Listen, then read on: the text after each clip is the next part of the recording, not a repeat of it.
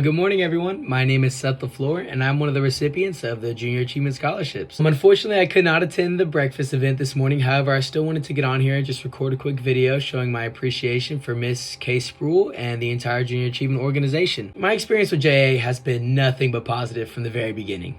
From the JA and a day events back in elementary school to the initial interview process for the Junior Achievement Scholarship and all the way up to present day.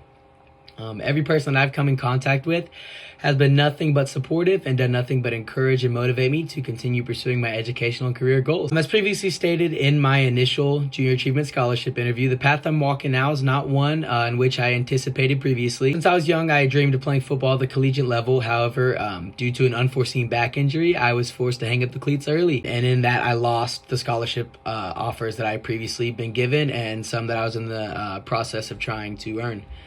However, to make a long story short, instead of sitting and sulking, I knew that I had to just kind of pivot my path a little bit and ensure that I still put myself in a position to succeed. And to be honest, Junior Achievement has played a huge part in that process thus far.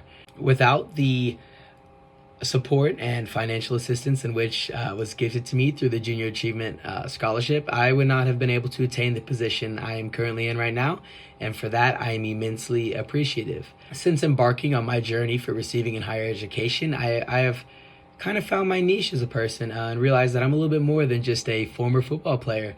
Currently, I'm a full-time student pursuing my dream career as a doctor of physical therapy. I'm a campus employee. I am a bodybuilder in pursuit of competing in my first show. I'm a certified personal trainer and a small business owner. Once again, I cannot thank Ms. K. Spruill or the Junior Achievement organization as a whole enough for the incredible support, encouragement, and experiences in which they have strived to provide for me since I was young. Thank you all very much.